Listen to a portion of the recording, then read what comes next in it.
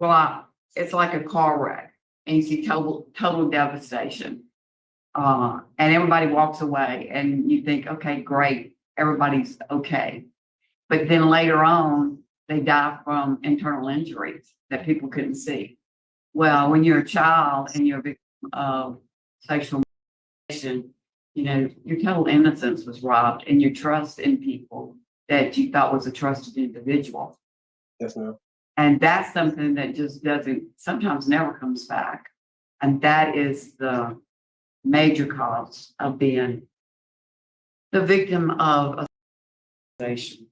I think a mic drop analogy by our new victims advocate, Miss Stapleton. We're going to unpack this hearing at the end, and you may be as infuriated as I am with what I think is the hypocrisy of the DA. With that, let's jump in. 700-724-609. Mr. Jarvis, I find you're a first-class offender. You're currently serving a 20-year sentence for indecent behavior with a juvenile. You actually were on probation, and you had multiple violations, including positive drug screens. You have a parole eligibility date, July 1st, 2024. You're not eligible for good time, and you have a full-time date of November 4th, 2037. Is that correct, according to your understanding? Yes, ma'am. Okay. You're gonna be answering Ms. Stapleton's questions first, okay? Yes, ma'am. Thank you. Hey, Mr. Jarvis, you have a parole violation, and on it, you broke just about all the rules you could. Tell me if I'm correct with this, okay? You didn't keep your GPS monitor charged. Is that true? Yes, ma'am. I was working.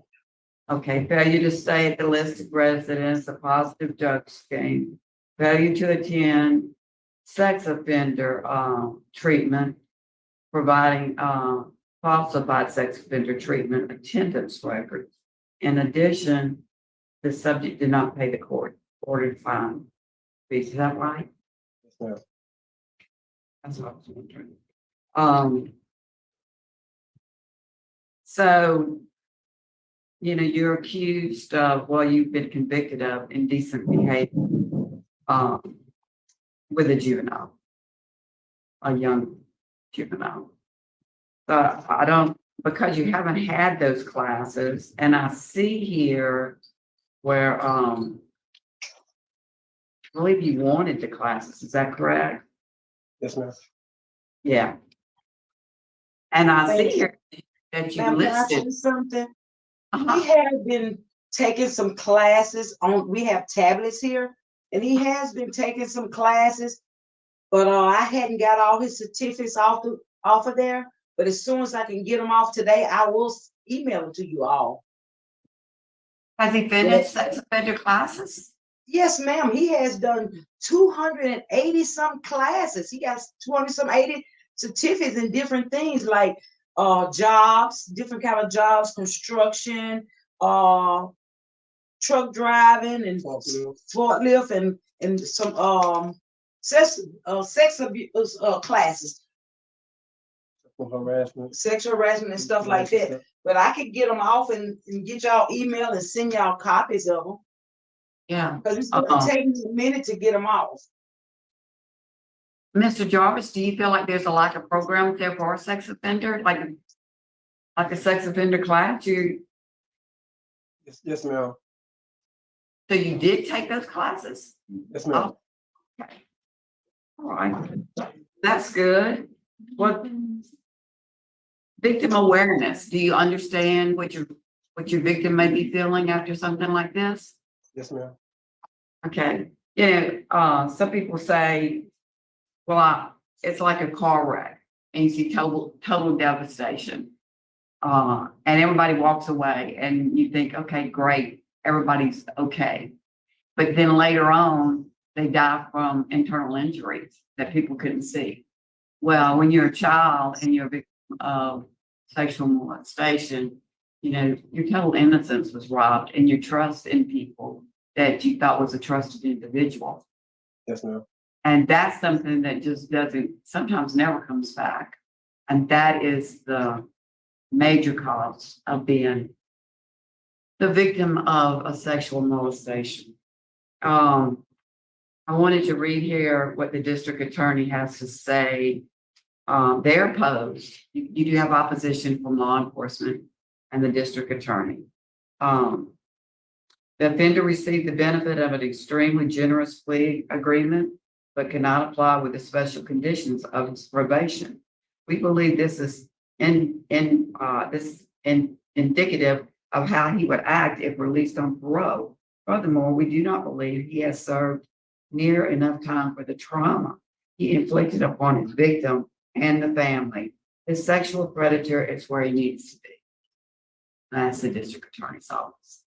So I don't have any more questions. Mr. Freeman, do you have any questions? Ma'am. Um, How's it, your discipline? You have any disciplinary write-ups since you've been in jail? No, sir. I'm right up free. Right up free. Okay, commend you for that.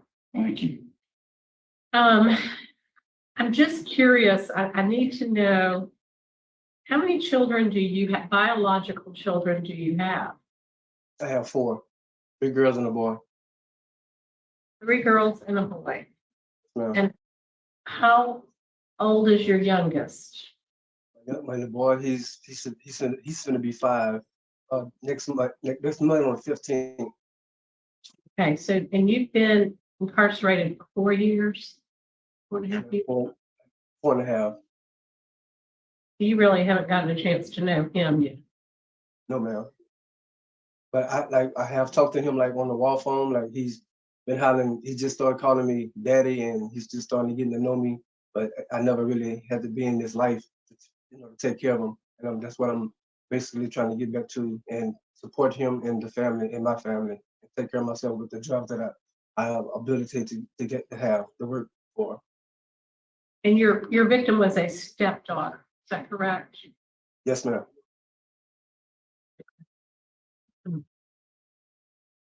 So I like what you're saying. Do you have anything else that you'd like to say? Yes, ma'am, I do.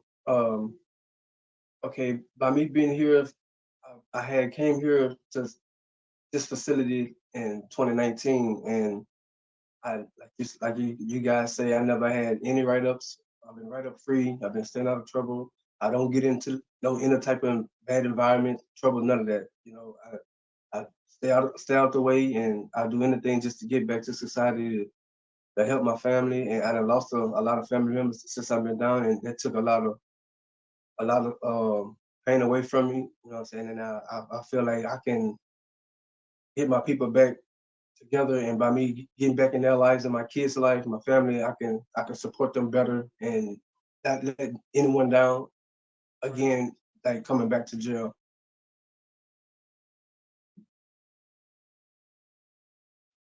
I mean, I can do better. I did better. I am better. I didn't overcome what I had done in the past, and I regret. And if the victim was here, I would love to apologize for what had happened in the past, and I would love to get back to society and better myself, way better than what I was of a man that I was supposed to be at first. Right. Ms. Stapleton, are you prepared to vote? I am prepared.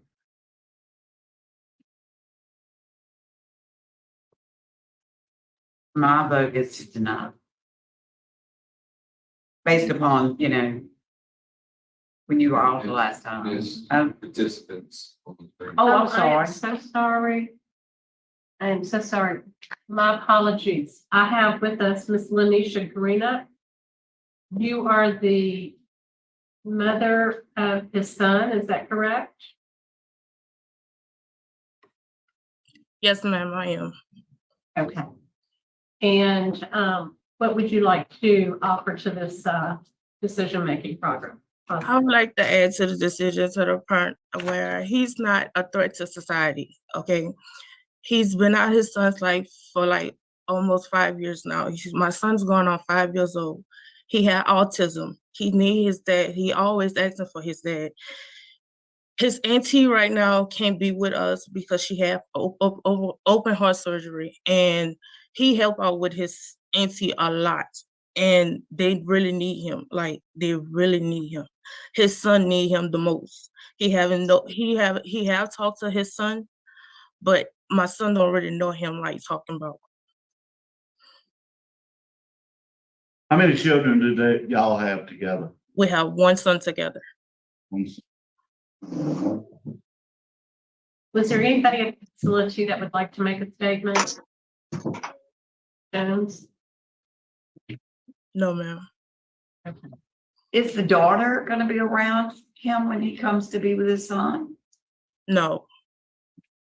She's moved? That's two different parents. Okay, I'm sorry.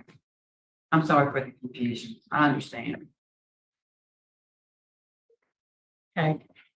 So we have a vote by Ms. Stapleton for denial. Mr. Freeman? Mr. Jarvis, I think you're on the right track, but I think you do do a little bit more time than 5 years for the crime that was committed. So my vote today is going to be to deny. Mr. Jarvis, I concur. My biggest hangup is your revocation.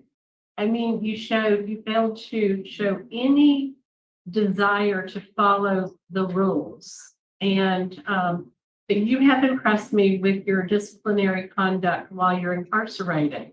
That's to your credit.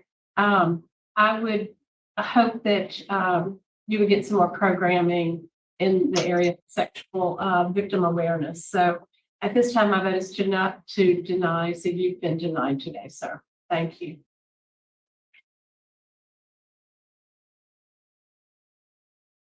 Please allow me to point out the hypocrisy, the two-faced nature of the DA in many cases, especially in this case. He leaves a letter, a pretty strong statement, right? And you might say, wow, that's refreshing, a DA that takes the time to write a statement.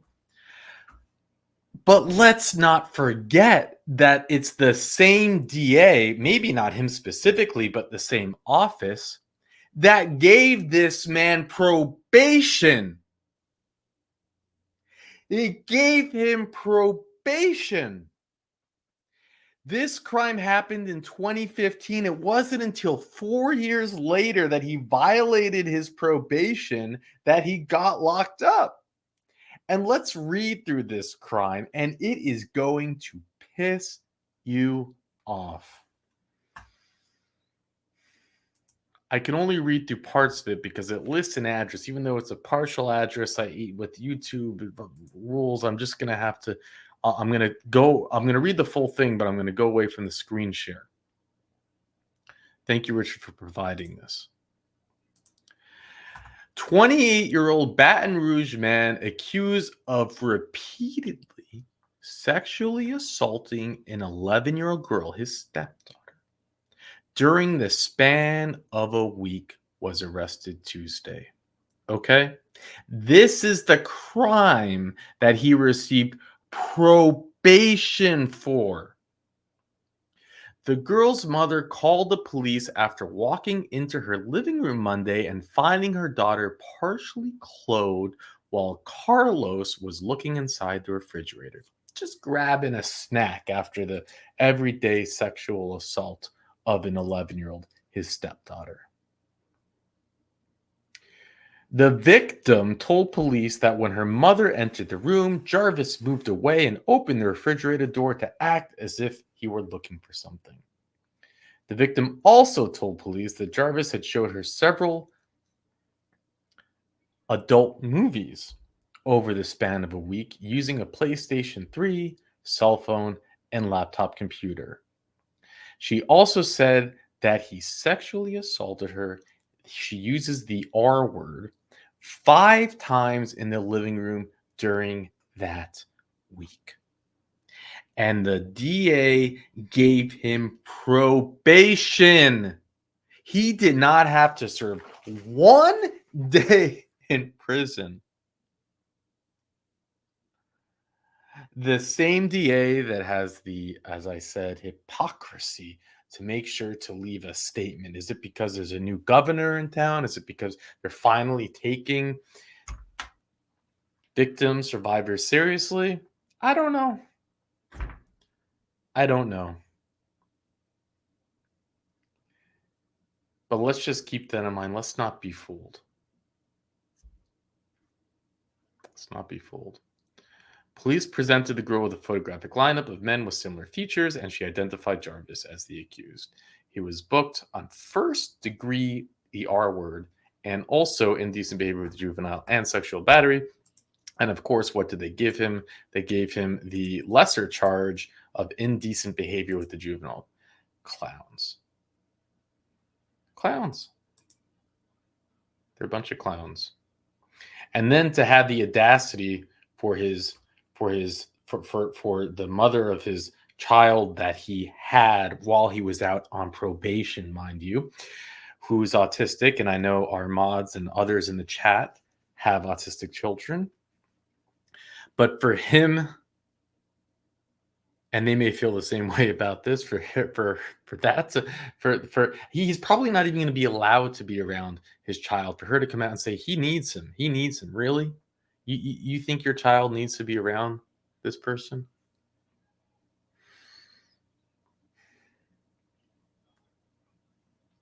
"11 years old."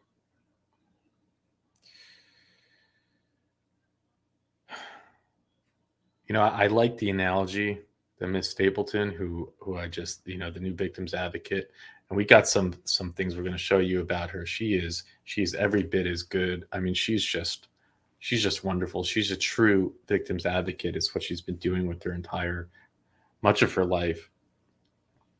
And we'll show you footage of her, a courtesy of Brandy, our Louisiana native Cajun overcomer, who are familiar with her. Sent us some great footage of her testifying next to Cajun overcomer Brandy. But that analogy that she gave about the car accident, that was a great one. There's a wreck, people, you think you survived, it's great, but then there are injuries that last forever. And she used that with the child, the victim, the 11-year-old, who would only be, well, I guess she'd be about 20 now or something, because he committed this crime in 2015.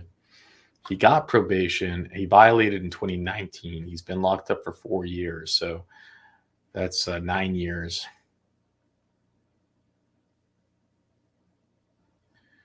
He got a 20-year sentence. His full term date's 2037. Also strange with the prison. They're like, oh no, he's got tons of programs. He's got what was it? How many hundreds of hours of programs?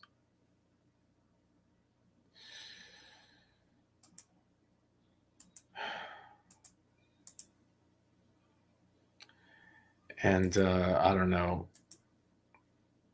He's like, oh, he's got vocation programs. He's got this program. He's got that. Well, what about the sex offender programs? Anyways,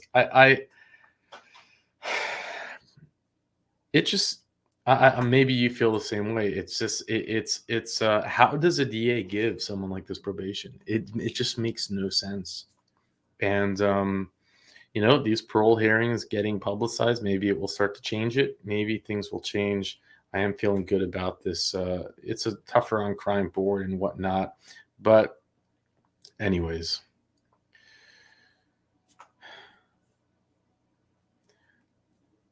you probably wouldn't believe it if you didn't see it. And that's why we do this. So with that, I'll let you go.